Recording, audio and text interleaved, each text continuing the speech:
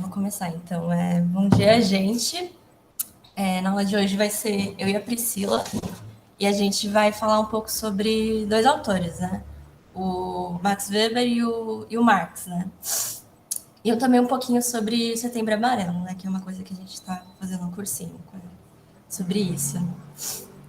E daí a gente meio que daria um pouco de continuidade na aula anterior, né? Que a gente falou sobre Durkheim, e juntando com esses dois autores que a gente vai ver hoje.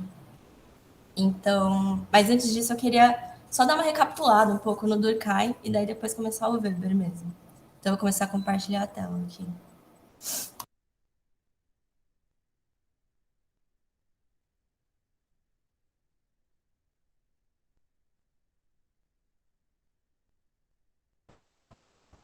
Essa aula é Sociologia e Filosofia, né? Na verdade hoje ia ser só sociologia, né? Por mais que a Pri dê filosofia.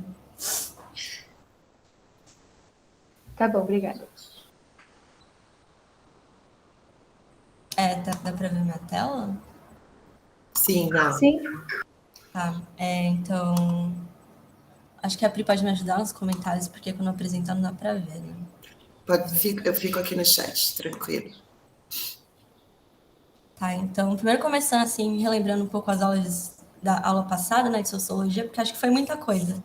Então, dá uma breve recapitulação, né? A gente viu quatro conceitos principais do Durkheim, que foi um dos autores principais na sociologia, né, no início da sociologia. Então, ele falou sobre fato social, né, que era o conceito que ele usava para compreender os fenômenos sociais, e eles tinham três características principais, né? Eles eram externos, porque eles estavam para além do indivíduo, né, eram superiores ao indivíduo. Eles eram coercitivos, porque ele era uma coisa imposta, não estava no controle exatamente de cada pessoa, né? E eles eram gerais, porque eles aconteciam de modo geral, né, na sociedade, não era uma coisa aleatória ou que só acontecia de vez em quando. Aí depois a gente viu coesão social, que é o nome que o Durkheim dá para aquilo que mantém as pessoas integradas, né, dentro da sociedade ou dentro de um grupo. Ou como ele chamou, né, ao invés de coesão, solidariedade. E daí a gente viu, né, que tem diferenças entre uma sociedade que ele dizia primitiva e a sociedade moderna. Bom, depois ele falou sobre divisão do trabalho social, que era a forma como o trabalho era dividido, né, a forma de produção. E nas sociedades ditas modernas, né, essa divisão do trabalho social, por ela ser muito dividida, né, muito especializada, era isso, justamente isso que mantinha a sociedade coesa, porque cada parte era mais dependente da outra dentro do processo, né, de produção de alguma coisa. E daí, por fim, a gente falou sobre anomia, e que seria meio que um dos estados doentes ou patológicos da sociedade, em que, tipo, os vínculos sociais, eles eram mais frágeis, né? E daí a gente pegou o exemplo do livro que ele escreveu sobre o suicídio lá na França. Então, basicamente é isso, né? Um resumão do que foi a aula anterior. E acho que vai ser legal ter essa revisão, porque muito da sociologia do Weber vai ser bem diferente, dá para fazer algumas comparações com a do Durkheim. Então, acho que é isso, assim, basicamente. Não sei se vocês têm alguma dúvida em relação ao anterior e quiserem tirar agora. Mas, enfim, se não tiver, eu vou falar um pouco sobre o Weber agora. No chat, nada. Beleza. Bom, então, vou começar com o Weber, né? Como vocês lembram, tem três autores principais da sociologia nesse início, né? O Durkheim, o Weber e o Marx. Então, o Weber é um desses. Ele nasceu lá na Alemanha, entre os séculos XIX e XX, e ele também estava tentando compreender, né, essas mudanças, essas transformações que aconteceram com o capitalismo na Europa. E, bom, cada um desses autores vai dar uma explicação diferente para os fenômenos que estavam acontecendo, né? Então, no caso do Durkheim, como a gente viu, ele falou sobre fato social, né? Que eram fenômenos na sociedade, né, fenômenos sociais gerais da sociedade. E ele também via a sociedade muito como um organismo social, né? O Marx, como a gente vai ver depois, ele vai falar sobre o método dele, né, do materialismo histórico dialético, e o Weber, ele vai falar sobre ação social e tipo ideal, né? Mas o que seria isso exatamente? Basicamente, ação social é o ponto de vista da sociologia que olha para as ações das pessoas, dos indivíduos, para a interação entre eles. Né? Então, uma ação social, ela seria uma ação social quando a ação de uma pessoa ela é movida, orientada em relação à ação de outras pessoas. Então, se no Durkheim ele olhava para o fato social, então que era um fenômeno externo, coercitivo e geral na sociedade, então ele olhava para a estrutura da sociedade, para depois olhar, né, para explicar na realidade as ações das pessoas. Para o Weber vai ser diferente. Ele vai olhar primeiro para os indivíduos, para ações entre eles, para depois falar, né, de uma coisa, fenômenos que estão na sociedade, né? Então, bom, o Durkheim ele olha mais para a estrutura e o Weber ele olha mais para as ações dos indivíduos, para as ações sociais entre os indivíduos. E bom, para dar alguns exemplos, né? A gente pode pensar em, por exemplo, uma coisa bem assim, basiquinha, assim, bom, imagina que, sei lá, você está na Avenida Paulista, lá, você está andando de bicicleta, muito de boas lá, tá pedalando.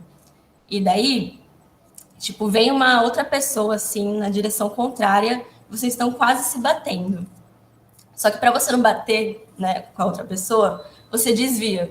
Só que nesse desvio vocês acabam, não sei, se batendo sem querer, cada um vai para um lado, e daí começa uma briga.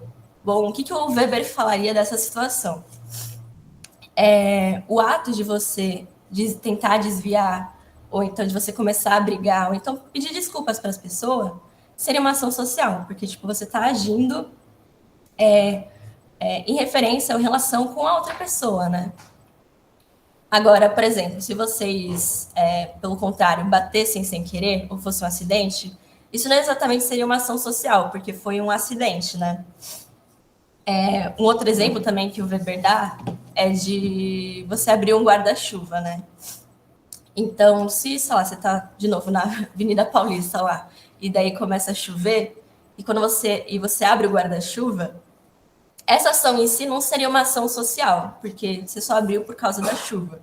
Agora, se você quisesse emprestar esse guarda-chuva para outra pessoa, aí isso sim seria uma ação social, porque você está agindo por conta de uma outra pessoa, né? Numa interação ou numa relação com outra pessoa. E, bom, isso tem alguns exemplozinhos assim, mas pegando algo talvez um pouco mais concreto, né, para a gente fazer uma comparação com o Durkheim. Então, se a gente pensar, por exemplo, na família, se no Durkheim ele veria a família mais como um fato social, ou seja, que você pode observar isso em vários lugares, né, um certo padrão de família, e começar, sei lá, ver as características, o funcionamento interno da família, ou então transformações históricas que aconteceram na estrutura da família, o Weber não. Ele veria mais, primeiro, as relações entre as pessoas mesmo, dentro da família, para depois explicar o que seria a família, né? E, bom, isso tem algumas consequências, né? De você primeiro olhar para o particular, né? Olhar mais de perto, para depois olhar o maior. Então, por exemplo, se no Durkheim daria para a gente notar, por exemplo, relações econômicas dentro da família, ou, sei lá, relações de gênero dentro de uma família. Olhando mais de perto, na sociologia do Weber, isso não seria a principal coisa, né? Relações econômicas, por exemplo. Ele olharia as relações mais de perto.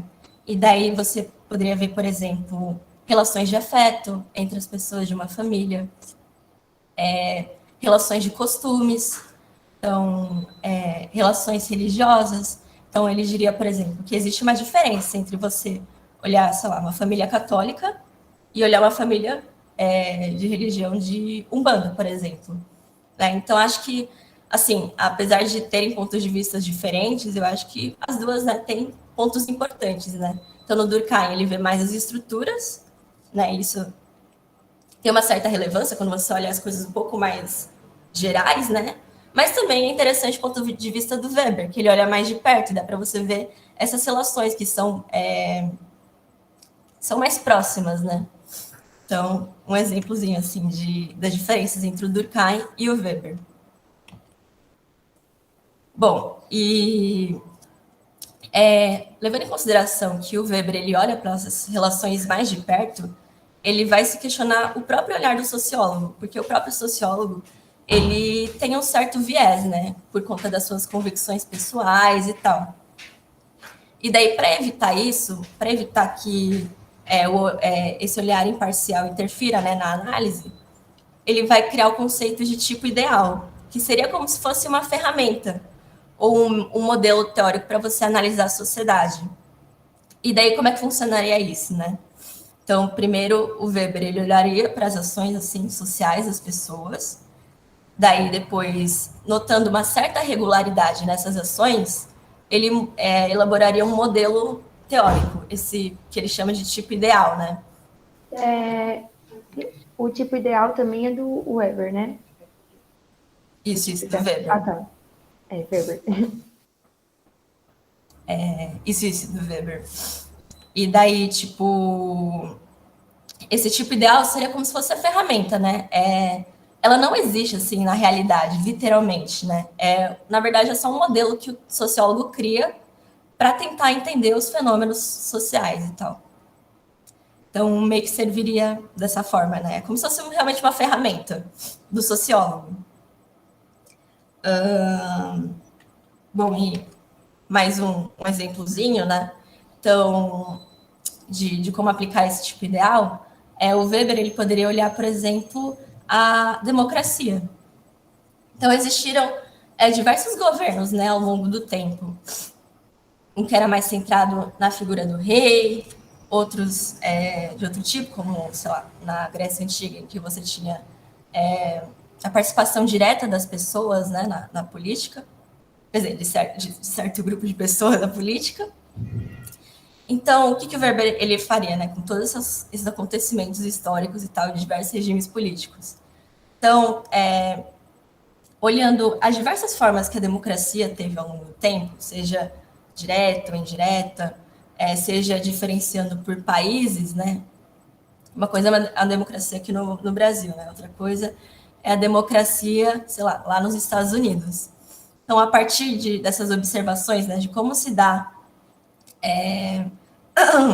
esse regime político, ele poderia elaborar um modelo de democracia, um tipo ideal de democracia, né? E a partir desse modelo, você pode fazer uma comparação com outros lugares.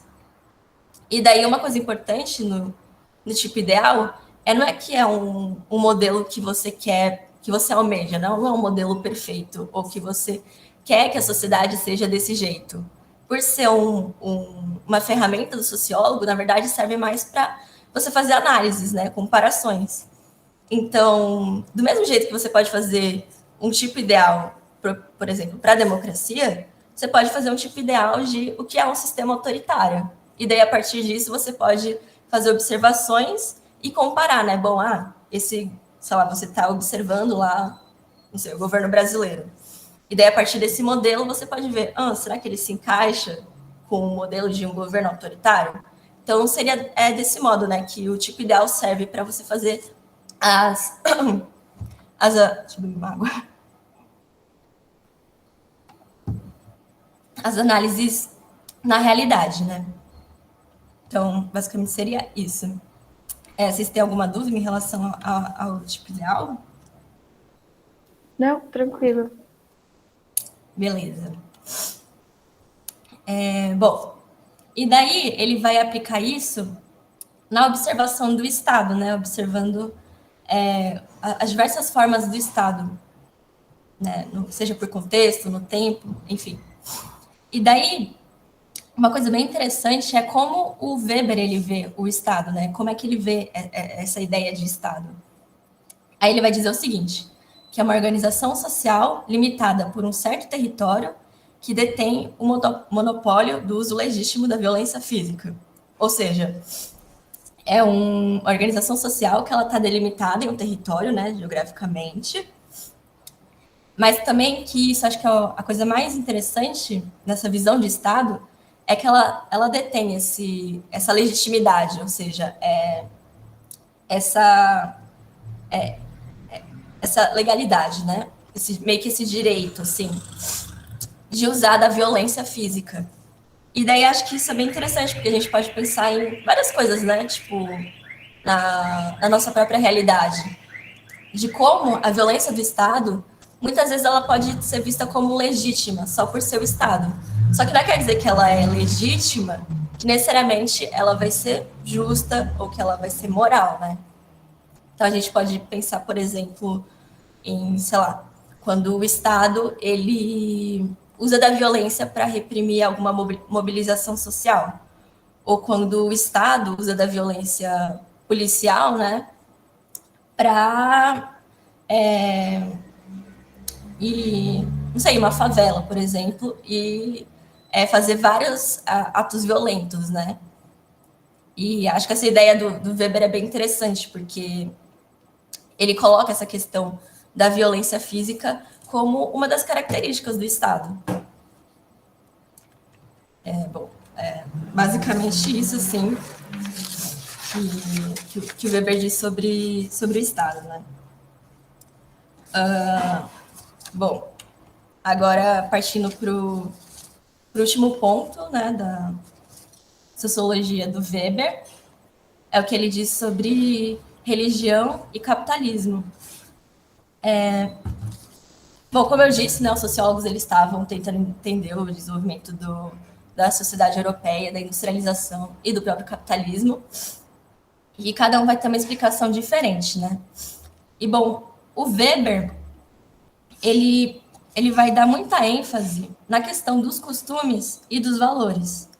Então, se no Marx, que a gente vai ver depois, né, hoje mesmo, ele dava uma importância maior para as questões econômicas, né, para as alterações e transformações do modo de produção e tal, o Weber ele vai dar maior ênfase para a questão dos costumes e dos valores, né, mais do que os fatores econômicos.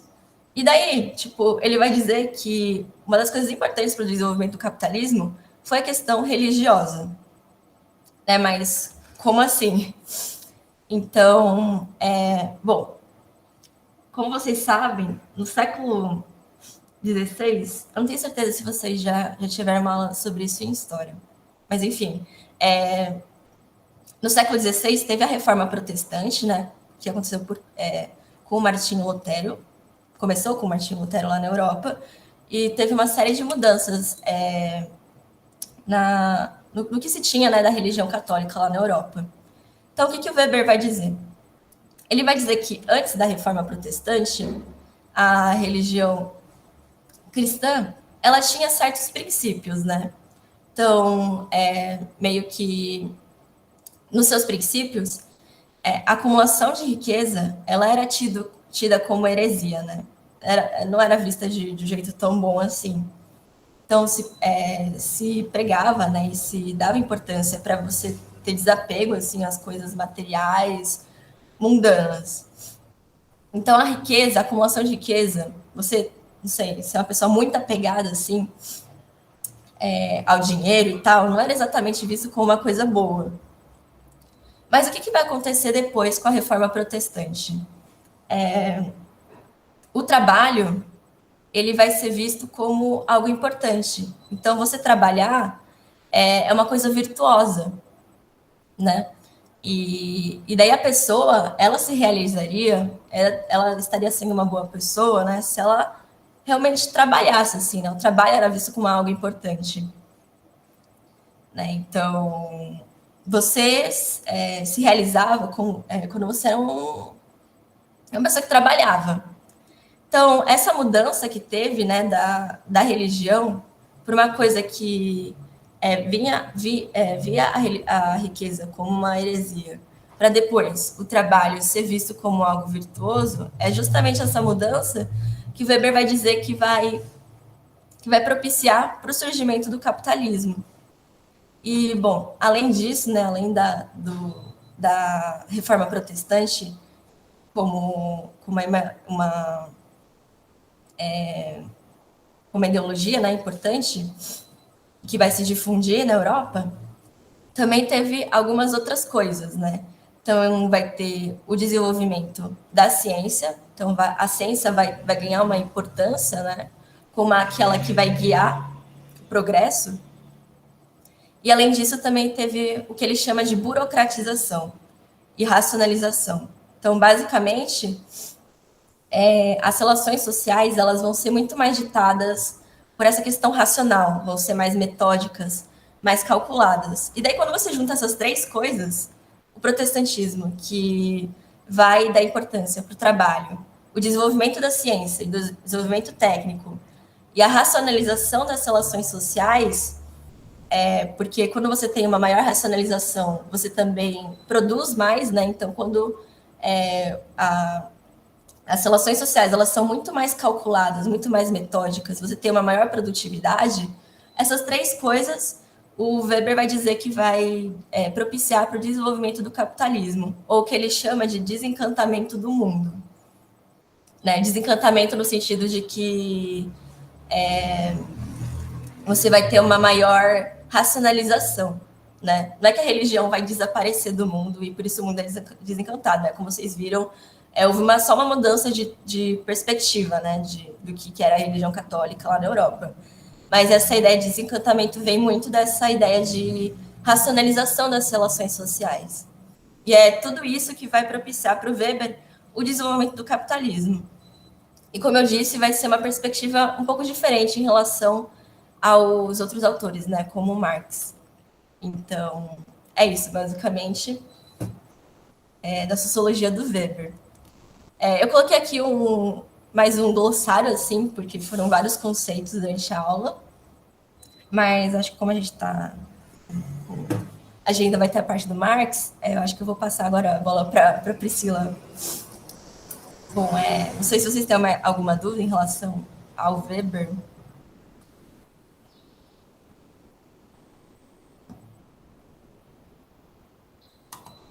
Alguma dúvida, gente?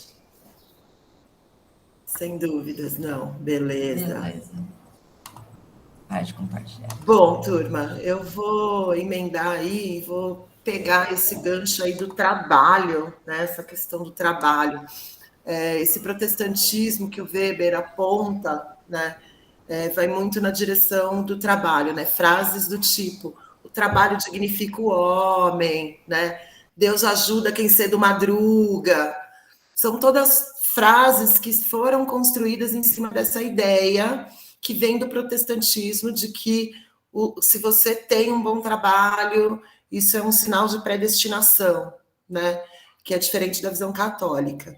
E aí eu vou começar a entrar no Marx aí pelo viés do trabalho, né? Eu vou compartilhar aqui, mas eu vou querer que vocês abram o microfone e deem uma conversada comigo, certo?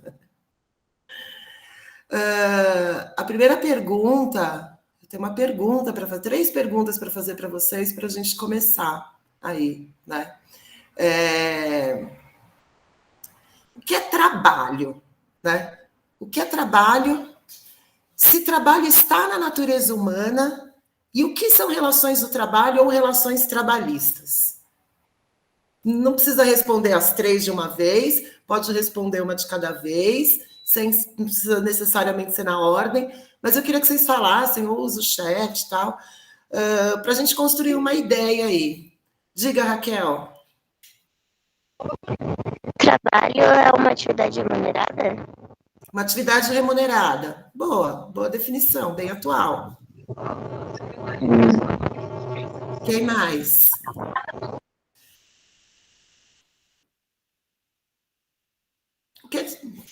E aí, gente, o que é trabalho? Trabalho é da natureza humana? Está na nossa natureza?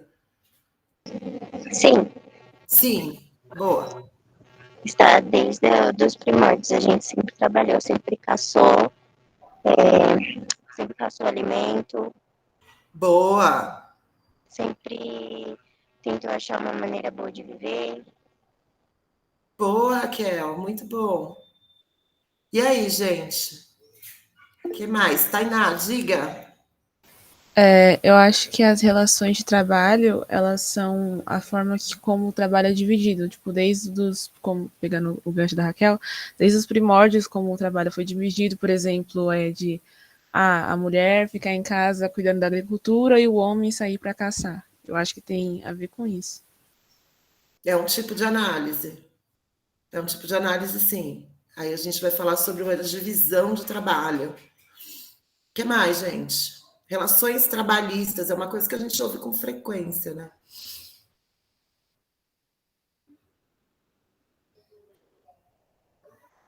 Olha só, a Raquel colocou uma coisa, vou pegar a fala de vocês para pontuar umas coisas, certo? Para a gente pensar aí, para aprofundar. Raquel falou que trabalho pode ser algo que seja remunerado, mas ela também colocou que o trabalho também está lá nos primórdios. Então, como que a gente define isso? Se está lá nos primórdios, não tinha remuneração, por exemplo. Né? Se eu pego lá o primeiro Homo habilis, que pegou uma pedra lá, professor de geografia vai me xingar, Ziggy vai me xingar, uma rocha, né? Pegou uma rocha e com esta rocha abriu lá uma noz, né? Isso é um trabalho? Essa rocha é uma ferramenta? Executou um trabalho, né? Se ele não abrisse lá a noz, o coco, sei lá, ele não ia comer. É porque a remuneração ela é usada justamente pelo nosso benefício, para a gente viver. Como é que se diz? Uma troca. Poxa. Para a gente ter uma. Ai, meu Deus, fugiu agora. Benefício. Certo. Então, por que a gente recebe salário? Por que a gente precisa do salário? O que a gente faz? Justamente para isso. Sim, para viver. Então tem relação. Isso.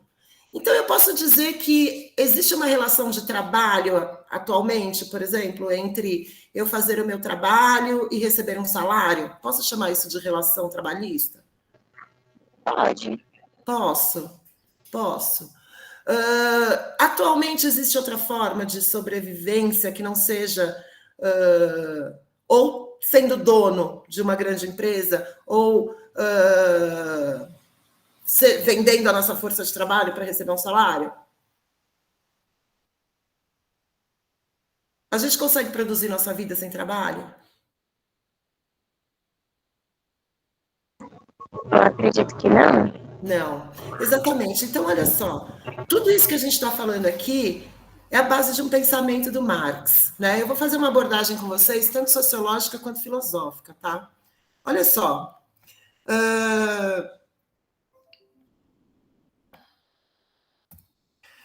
O Marx, ele vai dizer que o trabalho, né, de uma maneira geral, certo? Um conceito geral que pode ser aplicado em todos os momentos da sociedade humana, da civilização humana, aliás, da humanidade como um todo, né? Porque se eu pegar os australopitecos lá, os hábiles, nem necessariamente não tem uma civilização.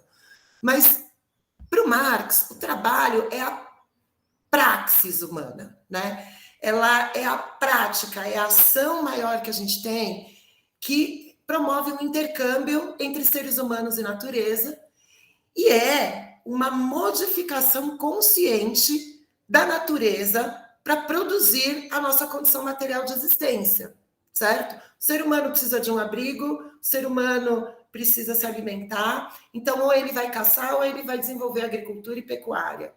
Tudo isso ele precisa do trabalho. Então, olha só, o trabalho, ele não é natural humano. Ninguém nasce já sabendo trabalhar. Não é inato. Mas o Marx diz, ele não está na natureza humana, mas ele faz parte da dinâmica de vida do ser humano. O ser humano executa o trabalho para produzir a sua condição material de existência. em qualquer momento da história da humanidade, né? O Marx, então, que a gente, né, vocês devem ouvir falar muito do Marx, né? O Marx, ele escreveu muitas obras, né? Ele faz uma análise ali no século XIX do desenvolvimento industrial e da sociedade industrial, olhando a Alemanha, a França e a Inglaterra, né? E aí, dependendo do tema dele, ele vai passar aí por esses países, né? Ele nasce na Prússia, ele passa, então ele vive o processo de unificação da Alemanha, né? Ele estudou jurisprudência, história, filosofia, e na filosofia ele encontra o Hegel. O Hegel desenvolve uma ideia chamada dialética, né? E o Marx vai pegar essa dialética, que para o Hegel está lá no campo das ideias, é um modelo de pensamento, como as coisas acontecem, e o Marx traz isso para a prática, né? Então, ele analisa, ele diz que a vida acontece de uma forma dialética, a gente vai entender isso. A ideia do trabalho é essa coisa. Por que é um intercâmbio? É uma relação dialética. Olha só, gente, algo que é dialético é como se fossem oposições de coisas que geram uma outra coisa. Então, olha só, é a ideia de ter uma tese, uma antitese ou antítese, certo? E uma síntese que é um produto disso. Então, o ser humano precisa criar sua condição material, certo? Ele modifica a natureza conscientemente através do seu trabalho e, a partir dessa interação, ele desenvolve a sua existência, só que, ao mesmo tempo, a natureza também vai interferir nisso, né? Então, é como se fosse uma troca. Eu vou dar um exemplo que o Hegel fala, que eu acho que ele vai ficar mais claro. O Hegel diz assim, imagina um botão de rosa. Um botão de rosa é a tese, é o botão ali, certo? Depois, ele vai desabrochar.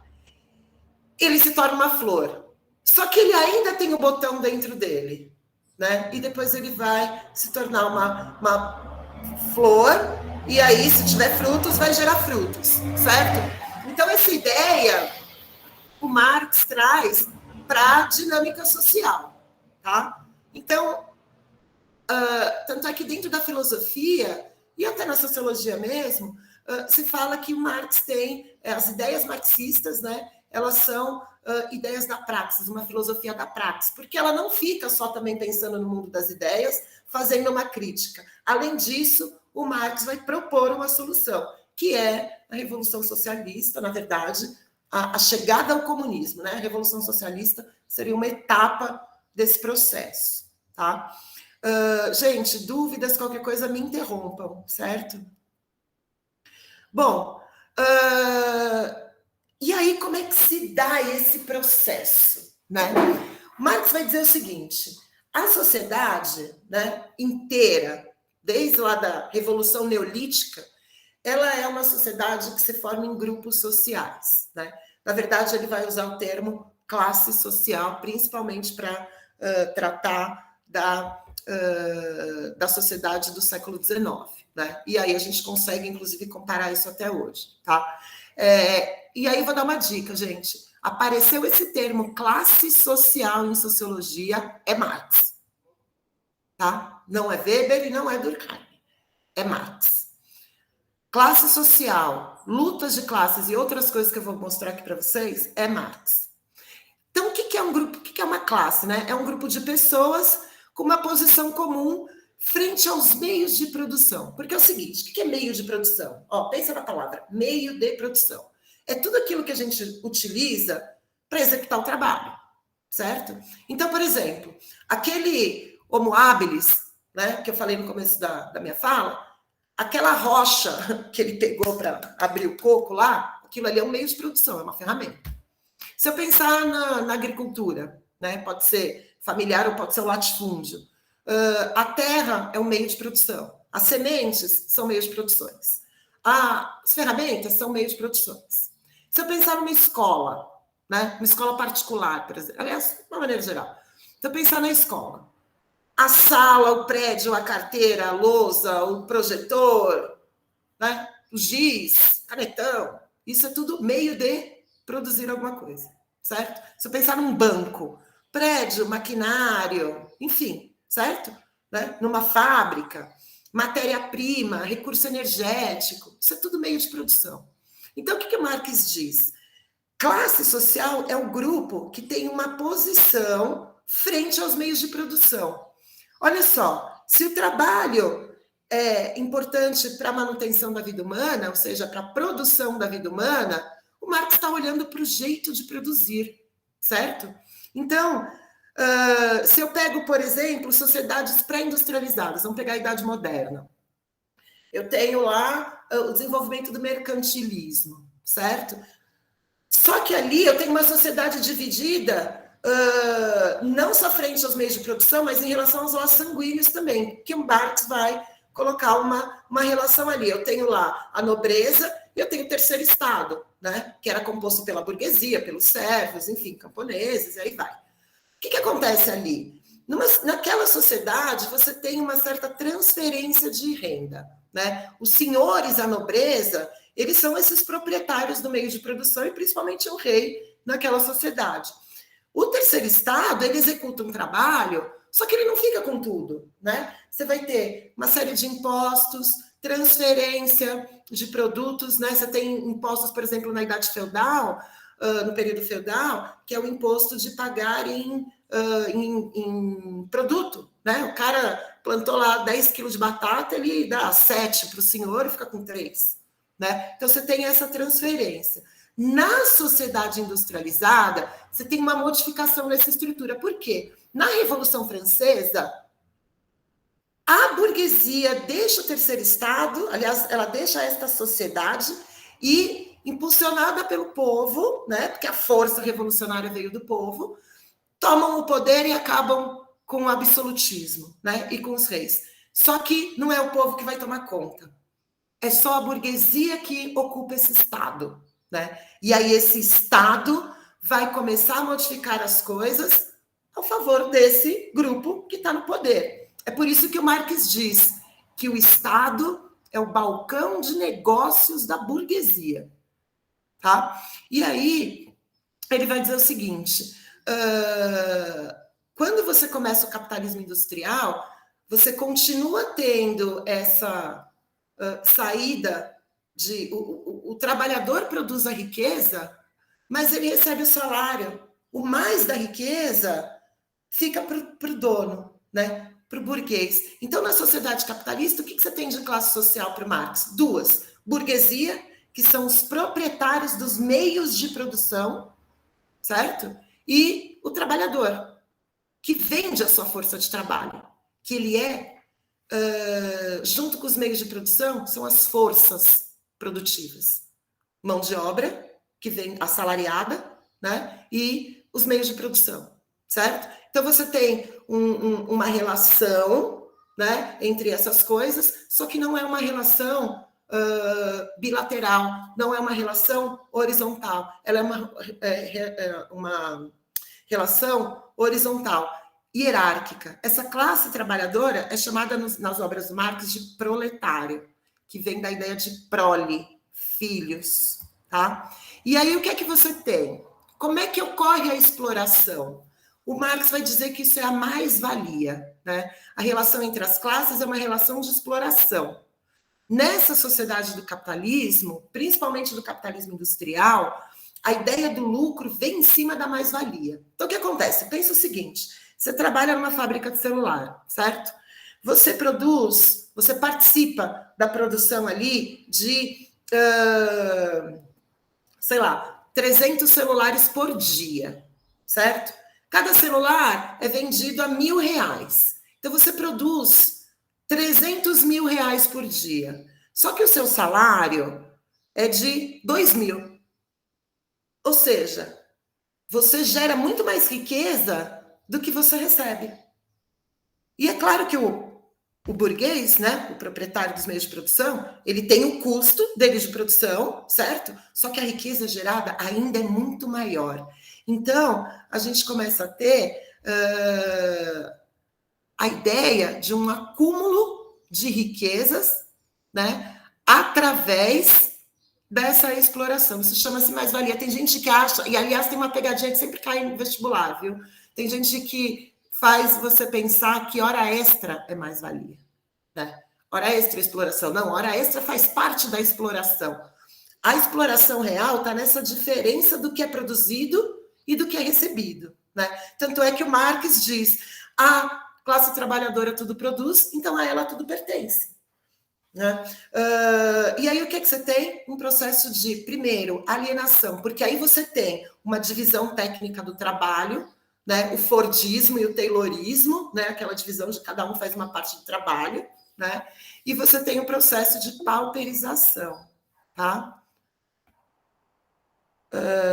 Se você faz hora extra, você produz mais, sim.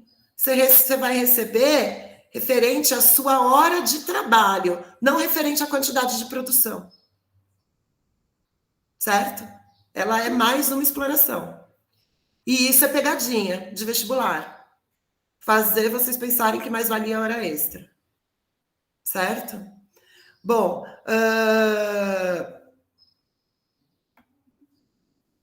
então o que acontece, gente? Para o Marx, essa luta de classes, ou seja, as classes sociais, elas têm interesses antagônicos, opostos.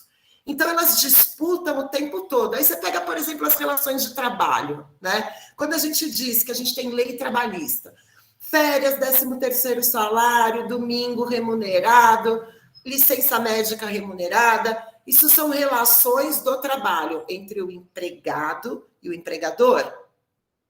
Certo? Hoje em dia, para esse empregador ele aumentar o lucro dele, não adianta ele aumentar o preço do celular que ele produz. Ah, eu vou resolver que esse celular agora eu vou vender por 2.000, porque eu quero ganhar mais. Se ele vender por 2.000, alguém vai olhar aquele celular e vai falar, nossa, mas eu tenho um melhor aqui por 2.000. Então não adianta ele aumentar o preço desse jeito. O que ele vai ter que fazer? Ele vai reduzir o custo dele de produção. Então ele vai pegar matéria-prima mais barata, locais de produção onde tem incidências de imposto mais barato, a tal da guerra fiscal, né? Por isso que a Ford, anos atrás, saiu daqui de São Bernardo do Campo, foi para Camaçari, na Bahia, e agora vazou do Brasil, né? Você tem o salário do trabalhador, né? Então ele tem todo aquele custo. Então o que ele faz? Se o Estado, por exemplo, põe uma lei que reduz direito trabalhista, está reduzindo o que o cara vai pagar. Então, está aumentando o lucro dele e está prejudicando o trabalhador. Né? Dizer para o trabalhador assim, ó, queridão, abre mão do seu fundo de garantia que a gente vai te pagar mais. É a mesma coisa que aquela história da sacolinha do mercado, sabe? Ah, se a gente pagar a sacolinha, o preço vai baixar. Não vai. Você acha que o cara vai abrir mão do lucro dele? Então, Marx diz o seguinte, esses conflitos são o motor da história. Então, a burguesia, quando se sentiu ameaçada no absolutismo, fez a Revolução Francesa e tomou o Estado. Formou um Estado do burguês. E agora? Quem é que está com o problema na mão? É a classe trabalhadora. Olha para a gente, 16 milhões de desempregados. E outra, hein, gente? O capitalismo nunca vai ter emprego para todo mundo. O capitalismo nunca vai ter emprego para todo mundo pelo seguinte... Imagina se todo mundo está empregado. Pensa eu, professora. Todo mundo está empregado. Aí tem um professor de história, sei lá, de uma escola, não sei onde, que ele resolve sair. Né? E aí não tem professor no mercado para substituir o cara. Aí eu chego lá e falo, olha, eu só trabalho aqui se eu ganhar 3.000 reais por aula. Não tem outro professor para ganhar menos. A escola vai ter que me pagar. Então, se está todo mundo empregado... A burguesia não tem como controlar salários. Certo? Demanda, oferta e demanda. Então, o que Marx diz? Que isso é o motor da história. Né? Isso é o motor da história. A luta de classes é o motor da história. E a gente está na fase do desenvolvimento do capitalismo, que precisa ser superado. Por que precisa ser superado? Olha só. Marx diz o seguinte, essa ideia do Estado. Né? Enquanto eu tenho duas classes sociais, eu tenho a sociedade organizada de duas maneiras. O que ele chama de base, que é a infraestrutura. A infraestrutura é o modo de produção. Como é que a gente produz a nossa vida hoje? Em cima do capitalismo industrial. Então, ela é a infraestrutura. Esse modo de produzir é a infra. O resto é tudo construído em cima dele. que é a superestrutura. Então, as leis, as regras de convivência, o consumo da arte, a educação, as religiões, acabam, a justiça sendo fundamentada em cima disso. Por exemplo, o capitalismo tem propriedade privada.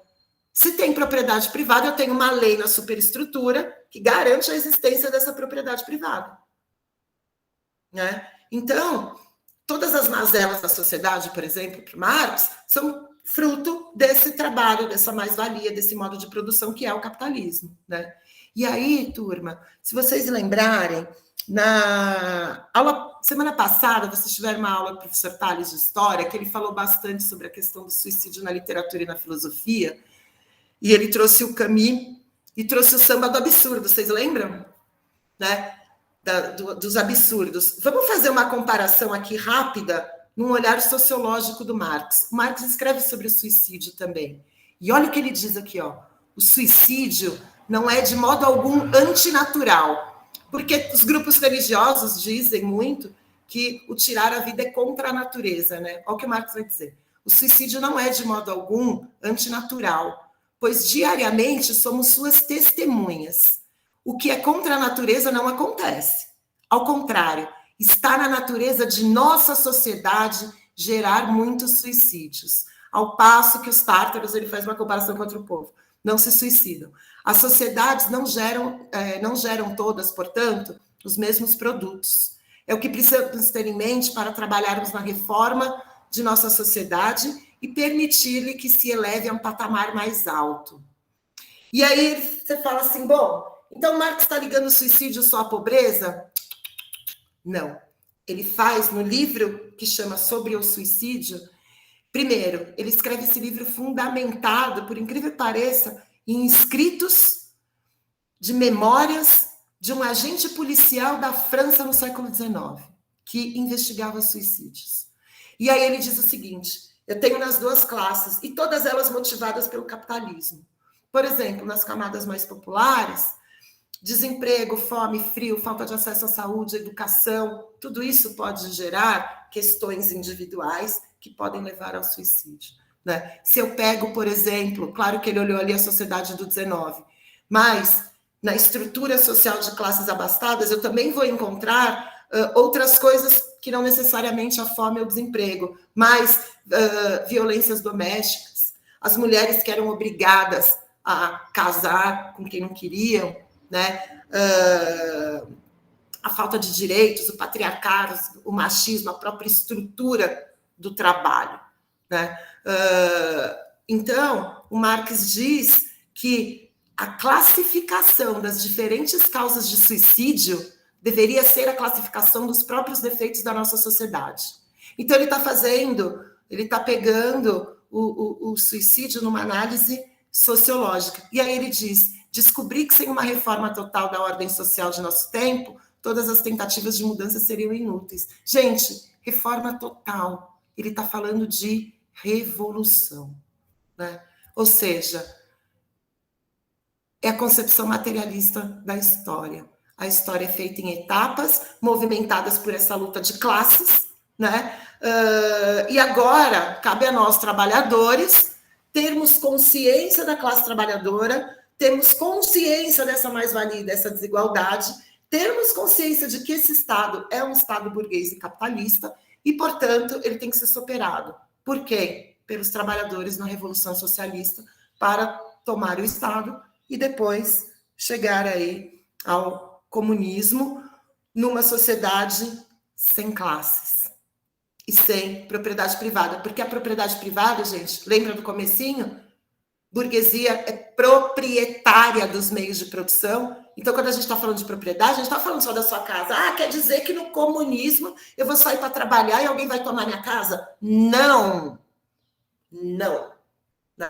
Cada um teria a sua, certo? Então, turma, esse é um pouquinho do Marx. Eu vou colocar para vocês esses slides e a gente tem um quadro comparativo aqui de sociologia que eu vou colocar para vocês lá também. Foi a Naomi que fez, maravilhoso. né? Falando algumas questões do Comte, do Durkheim, do Marx e do Weber, para vocês poderem dar uma estudadinha também, tá? Eu passei até um pouquinho do tempo aqui, gente. A gente tem um minutinho aí. Alguma pergunta?